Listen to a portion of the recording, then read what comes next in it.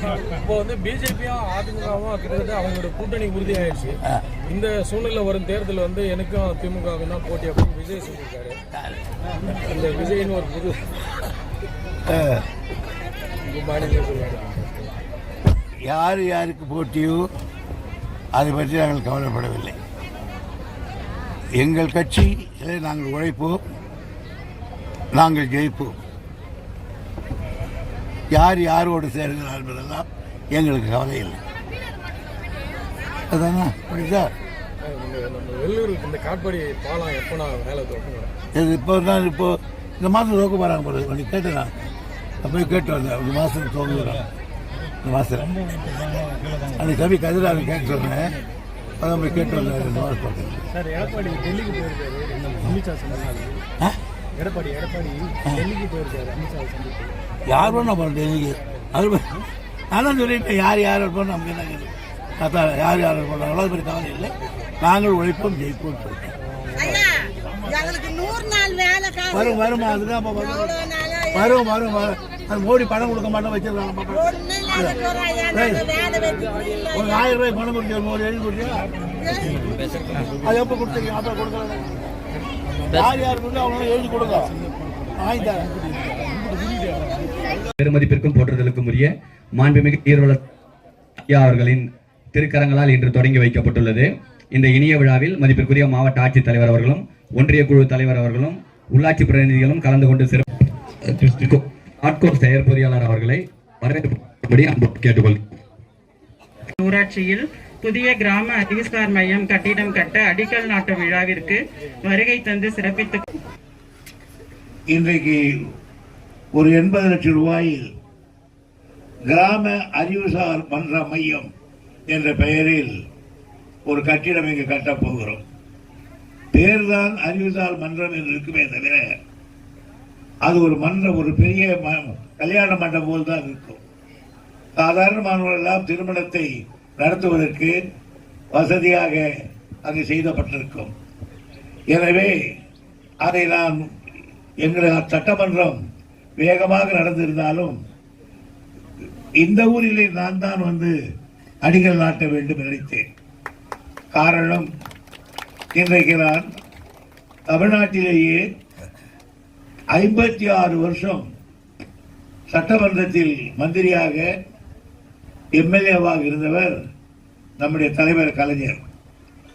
அவருக்கு அடுத்து 52 ஆண்டு காலம் உங்களால் நான் தான் உட்கார்ந்து இருக்கிறேன் அந்த சட்டசபையில். என் காட்பாடி மக்கள் எனக்கு அளித்தது. 1971 என்னை கலைஞர் கூப்பிட்டு நீ காட்பாடியில் இல்லை என்று சொன்னார்கள். அன்றைக்குதான் சென்னையிலிருந்து புறப்பட்டு வருகிறேன். அன்றைக்கு இந்த ஊரில் என்னோடு படித்த நண்பர்கள் நிறைய பேர். ராதாகிருஷ்ணன் பிள்ளை இருக்கிறேன், சுப்பிரமணியம், பூபதி, பீட்டர் என்கிற பையன் தான் என் கூட 6ஆம் கிளாஸ்ல இருந்து எஸ்எல்சி சொல்லி என் பக்கத்து சீட்ல இருந்தான். இந்த ஊர் எனக்கு ரொம்ப பாதிக்கும். அதனால அன்னைக்கு இந்த ஊர்ல மாடு திருவிழா ஊருக்கு வந்தேன். சொல்லி அனுப்பிச்சிருக்காங்க, யாரை போய் பார்க்கறதுன்னு தெரியல. உடனே மாடு பார்க்கறதுக்கு இந்த ஊருக்கு வந்துட்டேன். அன்றைக்கு எல்லா நண்பர்களையும் கூப்பிட்டு சொன்னேன். ஆகையினால் எந்த ஊரில் நான் அடியெடுத்து வைத்து எம்எல்ஏ என்று சொன்னேனோ அது இந்த வண்டர்தாங்கல் பூமிதான் என்பதை நான் பெருமைப்படுகிறேன். அன்றைக்கு இன்று இன்றைய வரையில் இந்த ஊரில் எனக்கு ஆதரவு பெருகிக் கொண்டுதான் இருக்கிறது. இது எனக்கு ஒரு ராசியான பூமி. அதனால்தான் நானே வருகிறேன் என்று சொன்னேன். எனவே இது கட்டி முடிக்கப்பட்டவுடன் நான் வருகிறேன். அடுத்து அவங்களுக்கு என்ன அதை செய்ய வேண்டும் என்பதை நான் செய்து தருகிறேன். உதாரணத்துக்கு கொண்டு சொல்கிறேன். இவங்க மண்டபம் கட்டி விடுவார்கள். நாளைக்கு ஒரு கல்யாணம் என்றால் பக்கத்தில் சமையல் செய்வதற்கு அதுக்கு இருக்காது. அதையெல்லாம் நான் கட்டி தருகிறேன். என்னுடைய இதை சரி உங்களுக்கு தெரிவித்துக் கொள்கிறேன். இந்த ஊரில் அது மட்டும் அல்ல, ஒரு நாள் நம்முடைய பஞ்சாயத்து தலைவர் தம்பி ராகேஷ் கேட்டேன், உங்க ஊரில் இருக்கிற அந்த ஏரியில எப்படி இருக்கு தண்ணி? அன்னே அந்த தண்ணி தேக்கிதான் சில நேரம் நாத்தம் அடிக்க சொன்னார். உடனே இன்றைக்கு நான் என்னுடைய படத்தில் 5 கோடி ரூபாயோ 6 கோடி ரூபாய் ஒதுக்கி அந்த தண்ணீரை இங்கிருந்து காலி பண்ணி கொண்டு போய் வெளியிலே சேர்ப்பதற்கு வேண்டிய நடவடிக்கையும் 6 கோடி ரூபாய் கொடுத்து விட்டு வந்திருக்கிறேன். ஆகவே வண்டர்ந்தாங்கல்லை பொறுத்தவரையில் எது கேட்டாலும் அவர் என் கட்சியா இருந்தாலும் வேற கட்சியா இருந்தாலும் அந்த பற்றி நான் பார்க்க மாட்டேன். அவர்களுக்கெல்லாம் செய்வதற்கு நான் என்றைக்கும் உறுதியாக இருக்கக்கூடியவன் என்பதை உங்களுக்கு நான் தெரிவித்துக் கொள்கிறேன். இந்த ஊரில் இருக்கிற தம்பி ராகேஷ் அவர்கள் இதை நல்ல முறையில் நடத்துகிறார். எனக்கு மாறுபட்ட அவர் என்ன கட்சி நான் என்ன கட்சின்னு பார்க்க மாட்டேன். எவன் நல்லது பண்ணாலும் அவன் நம்ம கட்சி, அவ்வளவுதான் என்னுடைய சமாச்சாரம்.